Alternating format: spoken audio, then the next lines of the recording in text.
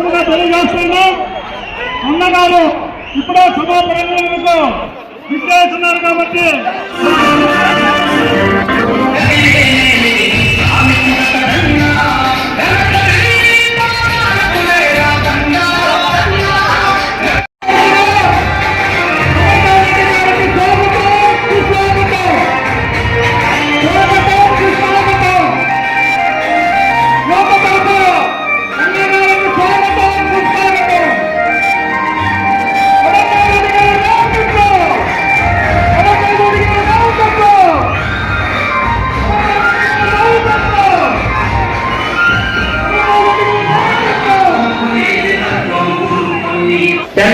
లో కన్నా మనం ముఖ్యంగా రేపు రాబోయే ఎలక్షన్ దాని గురించి యూత్ అంతా కష్టపడి యూత్ ముఖ్యంగా ప్రతి బూత్కి 10 మంది ఇన్ఛార్జ్ ఒక్కొక్క పంచాయతీలో ఎవరో ఒక పిలుస్తాం 2 నిమిషాలు మాట్లాడి సమయం లేని వల్ల మాట్లాడాల్సిందిగా కోరుకుంటూ పెదకాపల్లి పంచాయతీ ఇంకా ఎవరైనా వచ్చి 2 నిమిషాలు మాట్లాడాలని కోరుకుంటాను. వేరే విషయాలు ఏం మాట్లాడకూడదు. ఇది ప్రతి ఒక్కరూ స్కాన్ చేసుకొస్తారు. వాట్సాప్ ఓపెన్ చేసి స్కాన్ చేసి ఆ గ్రూప్ లో జాయిన్ కండి. సెట్టింగ్స్ ఓపెన్ చేసి అక్కడ పైన స్కానింగ్ ఆప్షన్ కనిపిస్తుంది. ఆ స్కాన్ కోడ్ ని ఓపెన్ చేసి అందులో స్కాన్ చేసి గ్రూప్ లో జాయిన్ కండి. ప్రతి ఒక్కరు ఇది చాలా ఇంపార్టెంట్. దాదాపు ఇక్కడ ముఖ్య అతిథులుగా వచ్చేసిన చిత్తూరు పార్లమెంట్ ఉమ్మడి అభ్యర్థిగా దగ్గుమల్ల ప్రసాదరావు గారికి ఈరోజు ఈ కార్యక్రమంలో భాగస్వాములైనటువంటి సోదరులందరికీ కూడా నా హృదయపూర్వక నమస్కారం, పత్రికా విలేకరులకు నమస్కారం. ఈరోజు ఈ కార్యక్రమంలో మిమ్మల్ని చూస్తా ఉంటే నన్ను నేను 40 సంవత్సరాల క్రితం చూసినట్టుంది. 40 సంవత్సరాలకు ముందు నేను కూడా ఇదే మండలంలో యువత అధ్యక్షుడిగా, గ్రామ పంచాయతీ సర్పంచ్గా అక్కడే కూర్చున్నటువంటి సందర్భాలు ఒకసారి గుర్తు చేసుకుంటున్నా. ఆ రోజు నుంచి కూడా అంచెలంచెలుగా ఈరోజు తెలుగుదేశం పార్టీ రాష్ట్ర స్థాయిలో ఒక మంచి అవకాశాన్ని ఈరోజు నాకు కల్పించింది.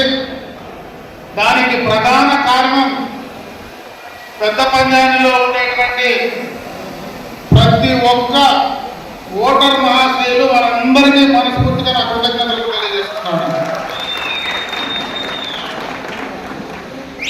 ఈరోజు కొన్ని 2-3 విషయాలు చాలా మంది మాట్లాడారు. ముఖ్యంగా ఈరోజు మన యువత సమావేశం ఏర్పాటు చేసుకున్న ప్రధాన కారణం మన రాష్ట్రంలో యువత పరిస్థితులు ఈరోజు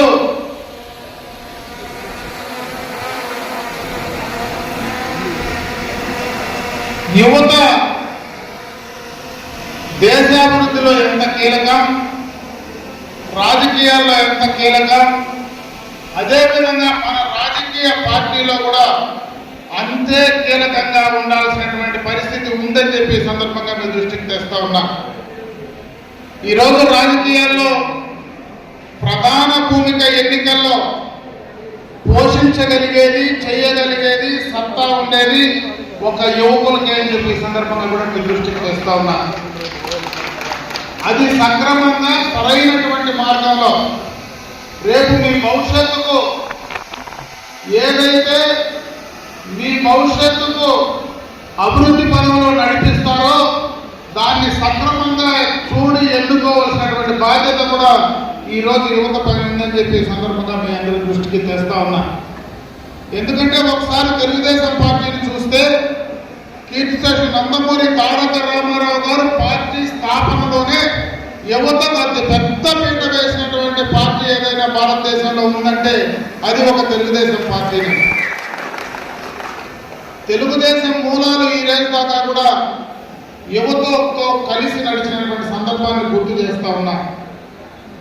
ఈరోజు అభివృద్ధి పరంలో అధికారంలో ఉన్నటువంటి ప్రభుత్వాలు యువత పట్ల ఆలోచించాల్సినటువంటి బాధ్యత ఏ ప్రభుత్వంలోనైనా ఉంది. మన దురదృష్టం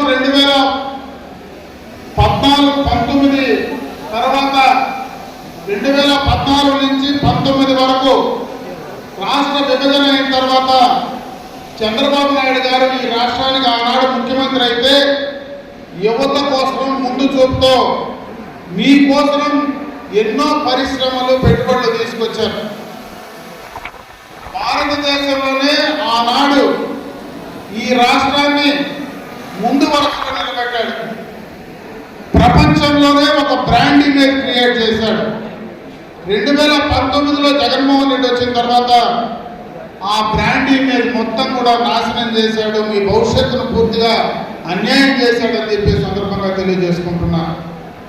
గత ప్రభుత్వంలో ఎన్నో పెట్టుబడులు తెస్తే కనీసం ఈరోజు జగన్మోహన్ రెడ్డి కానీ ఆ పార్టీలో ఉన్నటువంటి అధికార ప్రతినిధులు కానీ నేను ఈ రాష్ట్రానికి, ఈ ప్రాంతానికి, ఈ యువత కోసం ఈ యొక్క ఇండస్ట్రీలో ఈ పెట్టుబడిలో నేను తెచ్చానని ఈ 5 సంవత్సరాల్లో చెప్పగలిగేది ఒక్కటైనా ఉందా అని చెప్పి నేను ఈ సందర్భంగా అడుగుతాము. ఒక కార్యక్రమం కూడా లేదు. మనం చేసాం, ఈరోజు మనం చెప్పుకోగలం, అయ్యా మేము కియా తెచ్చాం, హీరో మోటార్స్ తెచ్చాం, రకరకాలైనటువంటి ఎలక్ట్రానిక్ మ్యానుఫ్యాక్చరింగ్ క్లస్టర్లు తెచ్చాం, అన్ని రకాలుగా వైజాగ్లో ఫార్మా ఇండస్ట్రీస్ తెచ్చాం, అన్ని రకాలుగా కూడా పరిశ్రమలు తీసుకొచ్చామని రాష్ట్రం మొత్తం మనం చెప్పగలం. రాష్ట్రం మొత్తం ఈజ్ ఆఫ్ డూయింగ్ బిజినెస్ లో మొదటి ప్లేస్ లో మేము ఈ దేశంలో తీసుకొచ్చామని మనం ధైర్యంగా చెప్పగలం. ఈ నియోజకవర్గంలో మనం ఇక్కడ నిలబడి ఈ ప్రాంతాన్ని అభివృద్ధి చేసింది మేమే అని చెప్పి ధైర్యంగా చెప్పగలం.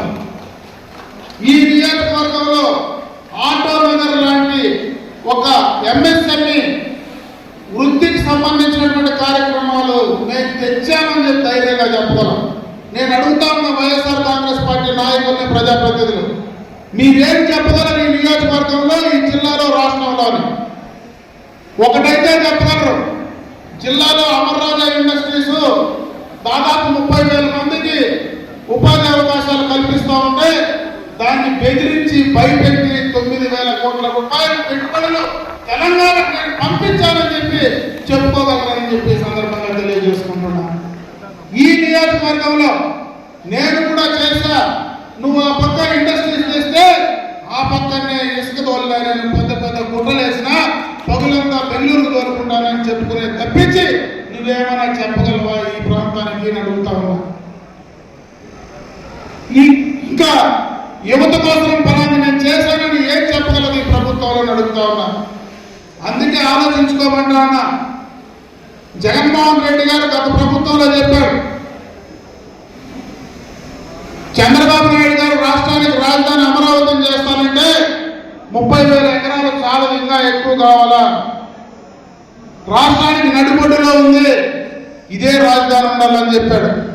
అధికారంలోకి వస్తానే నాకు 1 కాదు నేను 3 కట్టాలా, నేను 3 కడతానని చెప్పాడు. నువ్వు 3 కట్టేది దేవుడు కానీ నిన్ను నమ్మి ఓటేస్తే 3 నామాలైతే పెట్టినావా లేదా జగన్మోహన్ రెడ్డి రాష్ట్ర ప్రజలకి చెప్పగలమని అడుగుతా ఉన్నా. 5 సంవత్సరాలు నీకు ఓట్లేసినటువంటి ప్రజలు ఎక్కడైనా బయట రాష్ట్రాలకు, బయట దేశాలకు అయితే నీ రాజధాని ఏదంటే చెప్పుకోలేనటువంటి దౌర్భాగ్య పరిస్థితుల్లో ఈ రాష్ట్ర ప్రజలు ఉన్నారా లేదా జగన్మోహన్ రెడ్డిని నేను అడుగుతా ఉన్నా.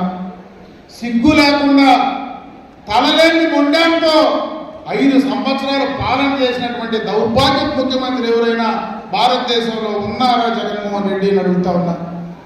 ఇంకొక పక్క ఆంధ్ర రాష్ట్ర ప్రజలు జీవనాడి పోలవరం ప్రాజెక్టు నేను అధికారంలోకి వస్తానే కంప్లీట్ చేస్తా, రాయలసీమ మొత్తం నీళ్లు బారిస్తానని చెప్పినటువంటి వ్యక్తి అధికారంకి వచ్చిన సంవత్సరానికే మీ మంత్రులు అసెంబ్లీలో మాట్లాడిన మాటలు గుర్తున్నాయా జగన్మోహన్ రెడ్డిని అడుగుతా ఉన్నా. ఆ రోజు నీటిపారుదల శాఖ మంత్రి అనిల్ కుమార్ అసెంబ్లీలో తొడగట్టి చెప్తే 6 నెలల్లో నీళ్లు ఇస్తానని. ఆ తర్వాత ఒక డాన్స్ మంత్రి వచ్చారు,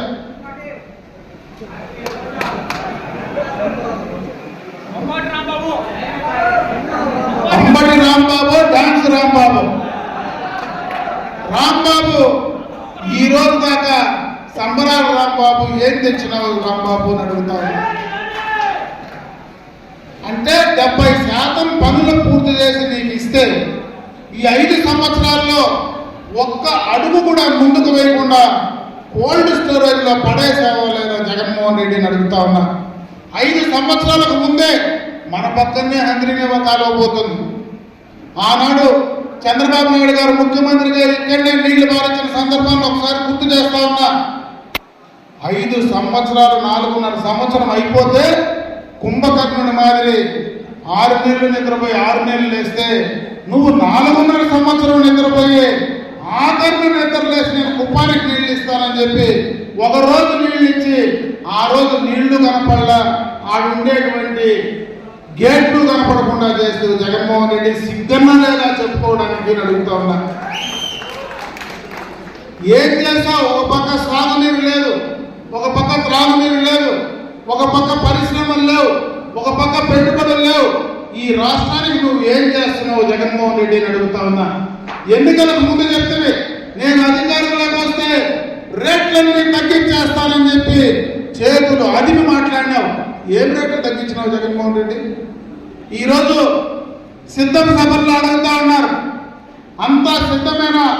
నేను చేసింటే నాకు ఓటేయండి, నేను మాట తప్పను మడమ తిప్పను, మాట తప్పని ఓటైతే నాకు ఓటేయండి అని అడుగుతా ఉన్నాం. మద్య నిషేధం చెప్పి మాట తప్పలేదు జగన్మోహన్ రెడ్డి, నీకు ఓటేయాలన్నా? రాజధాని పైన మాటలు తప్పలేదా? నీకు ఓటేయాలన్నా? పోలవరం పైన మాట తప్పినావు, నీకు ఓటేయాలన్నా? కరెంటు ఛార్జీలు పెంచలేదండి, మాట తప్పినావు, నీకు ఓటేయాలన్నా? పెట్రోల్ డీజిల్ గ్యాస్ ధరలు పెంచనంటివి, పెంచితివి, నీకు ఓటేయాలన్నా?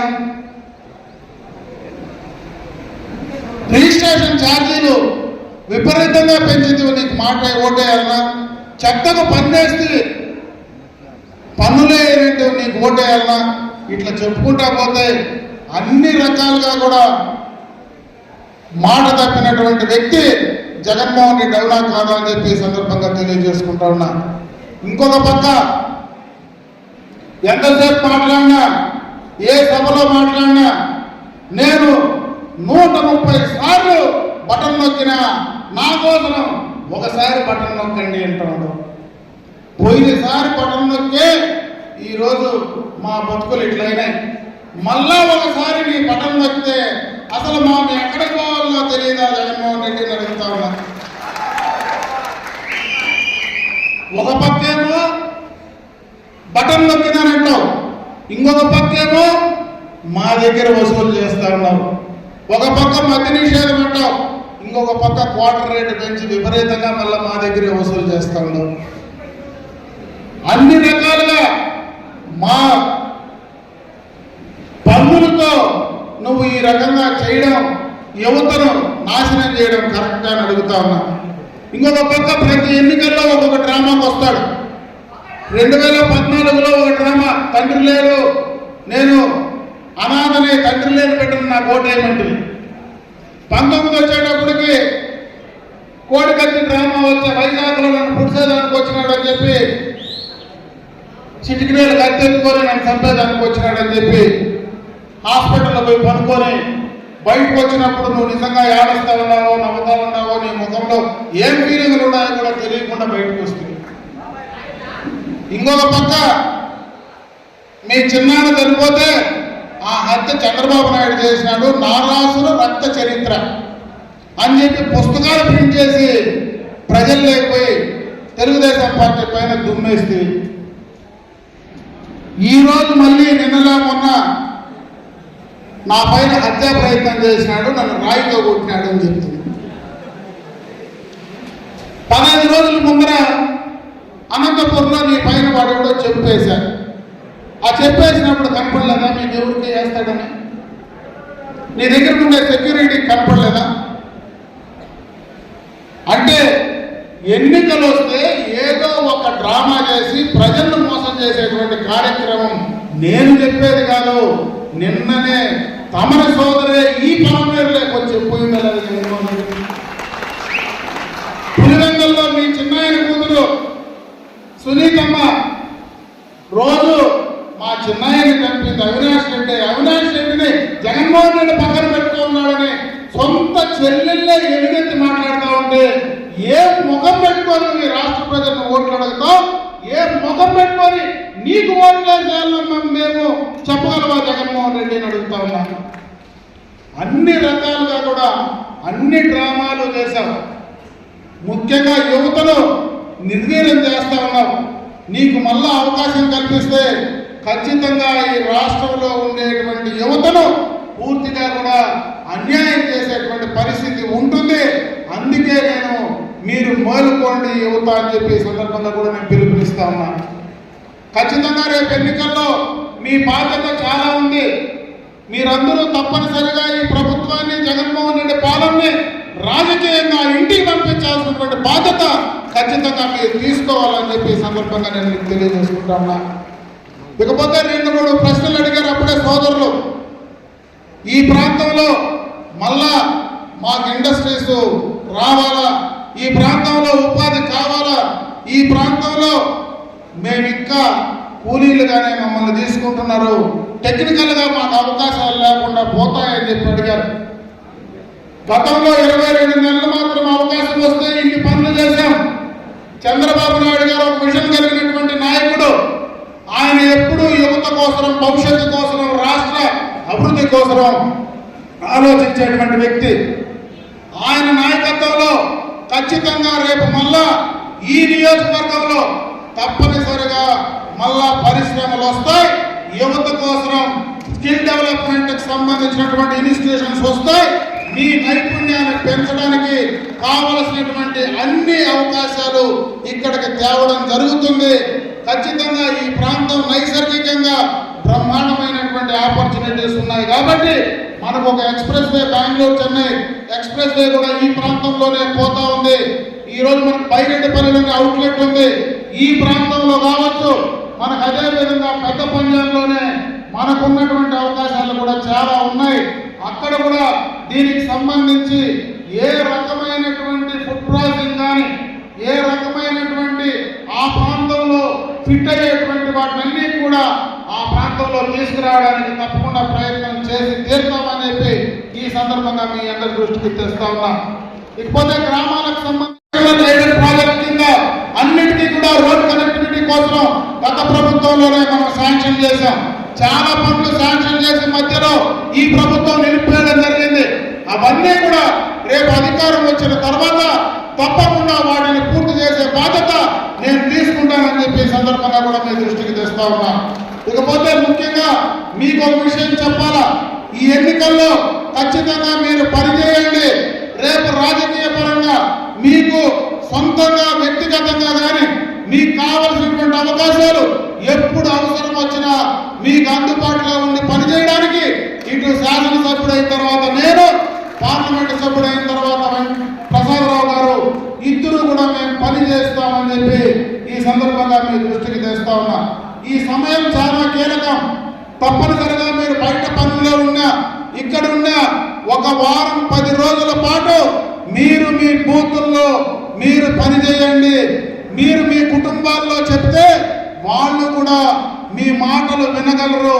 ఈ రోజు ప్రభావితం చేసేటువంటి శక్తి ముఖ్యంగా యువతకే ఉంది కాబట్టి మీ కుటుంబాల్లో, మీ చుట్టుపక్కల ఉండేటువంటి కుటుంబాల్లో, మీ గ్రామాల్లో, మీ వీధుల్లో మీరు అందరికీ చెప్పి ఈ రోజు ఏదైతే సూపర్ 6 ఉందో, ఏదైతే ఈ ప్రభుత్వం ఎస్సీ, ఎస్టీ, బీసీ మైనారిటీలకు ఈ చంద్రబాబు నాయుడు గారు చెప్పారో అవన్నీ కూడా ప్రజల్లోకి తీసుకెళ్లి తెలుగుదేశం పార్టీకి ఓటేసే విధంగా మీరు చర్యలు తీసుకోండి అని చెప్పి సందర్భంగా తెలియజేసుకుంటూ, దయచేసి మీరందరూ ఒక వారం పాటు ఈ ఎన్నికల్లో మా కోసం పనిచేయండి.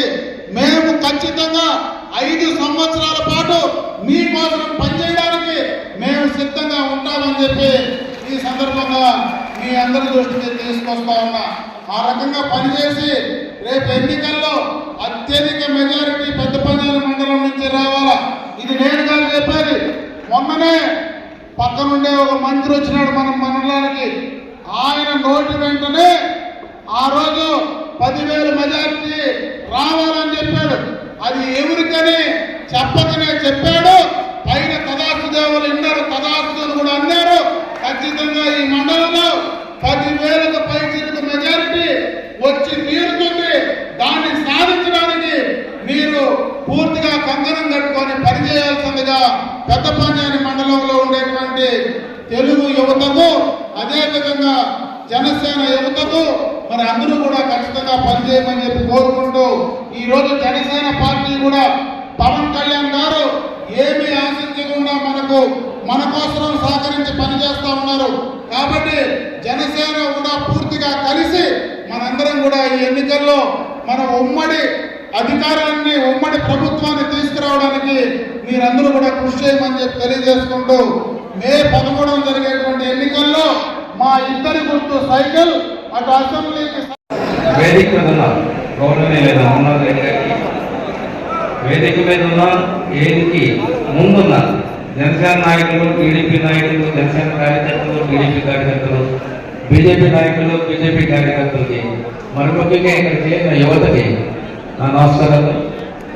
అయితే మనం ఇప్పుడు ఈ యువత అంతా ఉంది, వీళ్ళకి కావాల్సిన ప్రథమమైన ప్రార్థన ఎక్కడ పడుతుందంటే నిరుద్యోగం. ఈ నిరుద్యోగం అనేది రకరకాలుగా ఉంది. కొంతమంది గ్రాడ్యుయేషన్ అయిపోయి సాఫ్ట్వేర్ ఇంజనీర్ అయిపోయి ఇంజనీరింగ్ బయటకు వెళ్ళి పనిచేస్తున్నారు. కొంతమంది డిగ్రీలు చేస్తున్నారు, కామర్స్ సైన్స్ డిగ్రీలు చేస్తున్నారు, వాళ్ళు ఇక్కడే ఉండిపోయారు. ఎంసీఏ బీసీఏలు చేస్తున్నారు, ఇక్కడే ఉండిపోయారు. అలాగే మనకు పాలిటెక్నిక్ కోర్స్ చేసినాడు, ఐటీఐ చేసినాడు, 10th క్లాస్ డ్రాప్ అవుట్స్ కూడా ఇక్కడ ఉన్నారు. సో ఈ యువత అందరికీ నిరుద్యోగం ఎందుకు ఉంది మనం ఒకసారి ఆలోచిద్దాం. ఇంతకు ముందు లేని నిరుద్యోగ పర్సెంటేజ్ గత 5 ఏళ్లలో ఎందుకు ఒకసారిగా పైకి వెళ్ళిపోయింది? ఎందుకంటే మన రాష్ట్రం ఆచరిస్తున్న విధానాలు ఈ గవర్నమెంట్ మీద నమ్మకం కలిగించలేదు ఎవరికి. దానివల్ల ఏమవుతుంది, ఈ పరిపాలన బాగలేదు, ఈ ఆర్థిక పరిస్థితి బాగలేదు. శాతం 20% ఉద్యోగాలు వస్తాయి, 80% మనకి ప్రైవేట్ ఉద్యోగాలు ఉంటాయి. ఈ పరిశ్రమలు ఎప్పుడైతే రాలేదో మనకు ఉద్యోగాలు రావట్లేదు. పర్టికులర్ ఉద్యోగాలు రాకపోవడం 2-3 నష్టాలు ఉన్నాయి. ఒకటి నిరుద్యోగాన్ని భరించలేదు. నిరుద్యోగం అనేది చాలా పెద్ద సమస్య. నేను కూడా కొన్నాళ్ళు అనిపించింది ఉద్యోగం రాకముందు. ఎందుకంటే వాళ్ళ మైండ్ లో అంతా గజిబిజిగా ఉంటుంది. తల్లిదండ్రుల మీద ఆధారపడలేదు, ఎవరి దగ్గర డబ్బులు తెచ్చుకోలేదు, చదువు ముందు కొనసాగించలేదు. అందుకని ఐడియల్ మైండ్స్ అయిపోతుంది. ఈ మైండ్స్ ని ఈ ప్రభుత్వం మత్తు పానీయాలకి, గంజాయికి అలవాటు చేస్తారు. సో ఇది కాదు మనకు కావాల్సిన సమాజం. మనకు కావాల్సిన సమాజం ఈ యువత సమర్థవంతంగా ఉండాలి. ఈ యువత దేశ భవిష్యత్తును నిర్ణయించాలి. ఈ యువత రాష్ట్ర భవిష్యత్తును నిర్ణయించాలి. ఈ యువత దేశాన్ని కాపాడుకోవాలి. ఇట్లాంటి యువతను ఇట్లా తప్పుదారి పట్టిస్తున్నాడు కాబట్టి మనకి ఇక్కడ చాలా చాలా అశాంతకరమైన డిస్టర్బింగ్ పరిస్థితులు ఉన్నాయి. అయితే ఇప్పుడు మన విద్యార్థి అబ్బాయి ఒక చిన్న 2 క్వశ్చన్లు అడిగాడు. ఒకటి, మనం రోజు అన్నీ మాట్లాడుకున్నాం. 3 విషయాలు ఈరోజు చిన్నగా మాట్లాడుకున్నాం. ఒకటి నిరుద్యోగం. ఈ నిరుద్యోగం ఎట్లా అడ్రస్ చేస్తున్నామంటే, మనం నిరుద్యోగం అడ్రస్ చేయాలంటే పరిశ్రమలు స్థాపించాలి. పరిశ్రమలు స్థాపించాలంటే పెద్ద పరిశ్రమలు వస్తే పెద్ద ఎంప్లాయ్మెంట్ రాదు. చిన్న చిన్న కుటీర పరిశ్రమలు వస్తే ఉద్యోగాలు పెరుగుతూ ఉంటాయి. కాబట్టి అట్లాంటి కుటీర పరిశ్రమలు మన విద్యార్థులే, మన బీటెక్ చదువుకున్న విద్యార్థులే ప్రారంభిస్తే వీళ్ళే 10 మందికి ఎంప్లాయ్మెంట్ ఇస్తారు. కొంచెం సమర్థత కలిగిన వాళ్ళు దాన్ని సాధిస్తే వీళ్ళే ఎంప్లాయ్మెంట్ ఇస్తారు. మనం అంతా ఇక్కడ చూస్తున్నాం. అమర్నాథ్ రెడ్డి గారు ఇండస్ట్రియల్ మినిస్టర్ ఉన్నప్పుడు ఇంత పెద్ద ఆవరణ అలాట్ చేశారు. కానీ అక్కడ కూడా ఇండస్ట్రీ కనపడుతుంది. కరెక్ట్ గా మనం ఇది అభివృద్ధి చేసేటప్పుడు గవర్నమెంట్ పైకి, ఈ గవర్నమెంట్ దీని గురించి మర్చిపోయింది. ఇట్లాంటి ల్యాండ్ ఉన్న చోట బ్రహ్మాండమైన పరిశ్రమలు పెట్టుకోవచ్చు. ఎట్లా పెట్టుకుంటామంటే, స్టేట్ గవర్నమెంట్ లో మీకు డిస్ట్రిక్ట్ ఇండస్ట్రియల్ సెంటర్ అని ఉంటుంది. దానిలో నుంచి మనం పర్మిషన్లు తీసుకోవచ్చు, సబ్సిడీలు తెచ్చుకోవచ్చు, దాంతో స్థాపించవచ్చు. అలాగే సెంట్రల్ గవర్నమెంట్ లో చాలా ఆత్మనిర్భర్ కింద మనం సొంతంగా సెల్ఫ్ రిలయన్స్ చేద్దామని అక్కడ పరిశ్రమలు పెట్టుకోవడానికి అవకాశం ఇస్తారు. ఏ పరిశ్రమలో యాన్సిలరీ ఇండస్ట్రీస్ పెట్టడానికి, దానికి సంబంధించిన ఇంపోర్ట్స్ అన్ని బ్యాన్ చేస్తున్నాడు ఆయన. దానివల్ల ప్రయోజనం ఏంటంటే, లోకల్ గా ఉన్న యువత దాన్ని అందుకోండి అని. ఆ యువత అందుకోలేకపోతే ఖాళీగా పడి ఉన్నాయి. 3500 ఐటమ్స్ బ్యాన్ చేస్తే 1800 ఐటమ్స్ పరిశ్రమలు పెట్టాం. అది కూడా నార్త్ లో. సౌత్ లో మనం ఏం చేస్తున్నాం అర్థం కావట్లేదు. సౌత్ లో మనం ఇంకా 1700 ఐటమ్స్ ఉన్నాయి. మనం ఈ ఎంత వాడుకున్నాం, తెచ్చుకున్నాం, పరిశ్రమలు తెచ్చుకున్నాం, చిన్న చిన్న పరిశ్రమలు, వాటికి డిఫెన్స్ సప్లై చేద్దాం. ఆటోమొబైల్ ఇండస్ట్రీస్ మనకు చాలా దగ్గర ఉన్నాయి. చెన్నైలో, బెంగళూరులో ఉన్నాయి. మీరు పెడపతులు వెళ్తే అన్ని ఇండస్ట్రీసే. మనం 120 కిలోమీటర్లు యువతలున్నాం. వాళ్ళు ఎలాగో 100 కిలోమీటర్ల లోపల ఇండస్ట్రీ పెట్టొద్దన్నారు. యువతలు వస్తే వాళ్ళు వచ్చి పెట్టేవాళ్ళు మనమే ఇక్కడ చిన్న చిన్న ఇండస్ట్రీస్ పెట్టుకున్నాం. మనమే వాళ్ళకి పార్ట్స్ సప్లై చేద్దాం. యాన్సిలరీ ఇండస్ట్రీస్ అన్నీ వచ్చేస్తాయి. అయితే ఇక్కడ ఒక సమస్య ఉంది. ఈ ఐటీఐ చేసిన వాళ్ళకి, తర్వాత పాలిటెక్నిక్ చేసిన వాళ్ళకి, డిగ్రీలు చేసిన వాళ్ళకి స్కిల్ డెవలప్మెంట్ అనేది అవసరం. ఇక్కడ లోకల్ గా స్కిల్ డెవలప్మెంట్ సెంటర్ పెడితే, ఆల్రెడీ అమర్నాథ్ గారు మినిస్టర్ గా ఉన్నప్పుడు అట్లాంటి ఇన్స్టిట్యూట్ ఇక్కడికి శాంక్షన్ చేసిందో కానీ అది ముందుకెళ్ళలేదు. అట్లాంటి సెంటర్ని ఇప్పుడు కానీ మనం తెచ్చుకొని, ఇది చెన్నైకి బెంగళూరుకి దగ్గర ఉంది కాబట్టి పలమనేరు ప్రాంతంలో కానీ మనం స్కిల్ డెవలప్మెంట్ పెట్టుకుంటే మీ అందరికీ స్కిల్ డెవలప్ అవుతుంది. ఎంటర్ప్రైనర్షిప్ లో ఉన్న వాళ్ళు ఇండస్ట్రీ పెడతారు. ఎంటర్ప్రైనర్షిప్ లేని వాళ్ళు ఉద్యోగాల్లో చేస్తారు. మీరు ఎక్కడికి వెళ్ళే పర్లేదు, అందరికీ లోకల్ గా ఉద్యోగాలు దొరుకుతాయి. దీనికి సంబంధించి నేను చిత్తూరులో ఒక ఆఫీస్ ఓపెన్ చేశాను.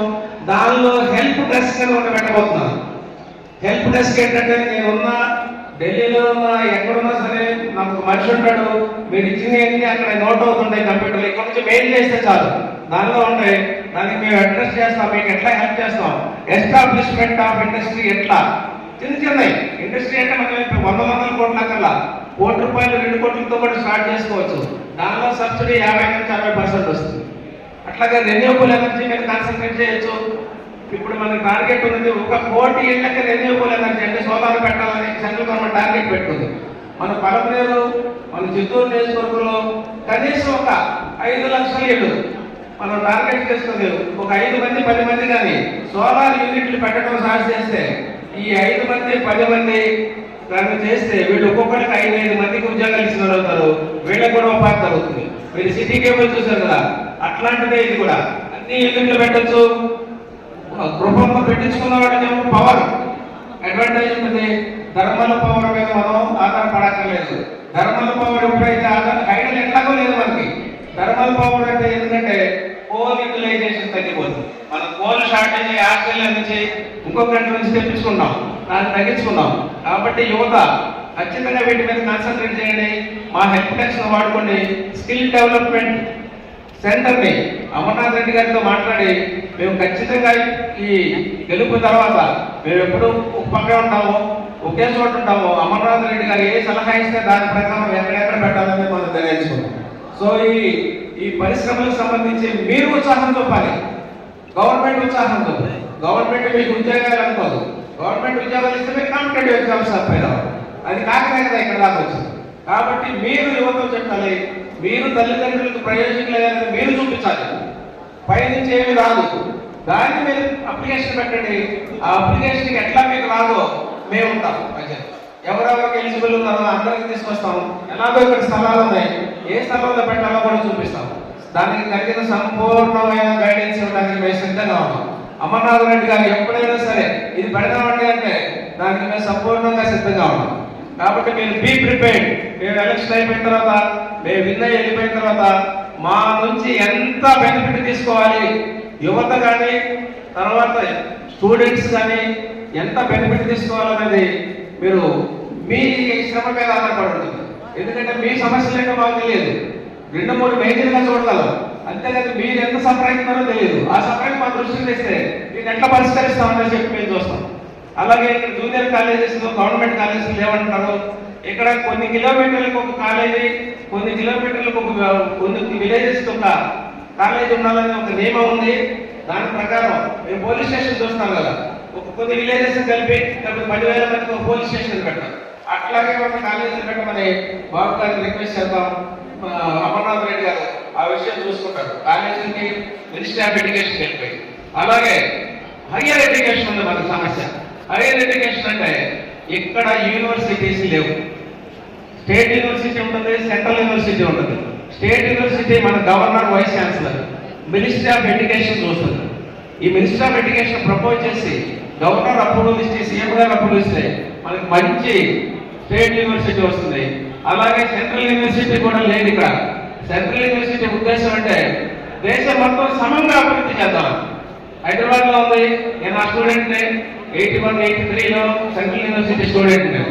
అక్కడ నుంచి ఒరిస్సాలో ఉంది, ఢిల్లీలో ఉంది, నాగ్పూర్లో ఉన్నాయి, చెన్నైలో ఉంది, కర్ణాటక కోల్కతాలో కూడా సెంట్రల్ యూనివర్సిటీ ఉంది. మరి మనకి ఎందుకు రాలేదా? ఆ డైరెక్షన్ లో మనం ఏమైనా కృషి చేయలేదా అయితే ఉందో తెలియట్లేదు. ఇప్పుడైతే నేను ఖచ్చితంగా కృషి చేస్తాను. దీనికి ఛాన్సలర్, ప్రెసిడెంట్, వైస్ ఛాన్సలర్, గవర్నర్కి సో వాళ్ళని పట్టుకొని అక్కడ ministry of education central government లో మనం పరిశోధన చేస్తే ఈ శాంక్షన్ ఇంటికి వస్తుంది, ఫండింగ్ వస్తుంది, మనం సైట్ ప్రొవైడ్ చేస్తే వాళ్ళే కూడా కొనుక్కుంటారు సైట్ కూడా.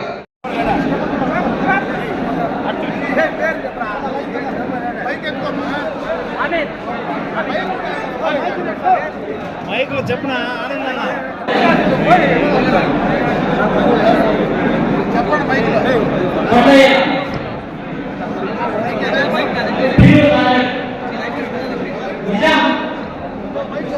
రారా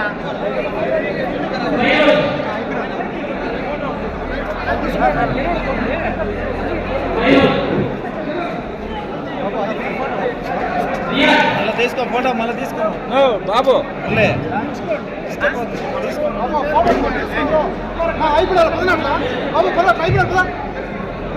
అందరూ కూడా ఫోన్ చేసి నిదానంగా ఎక్కువ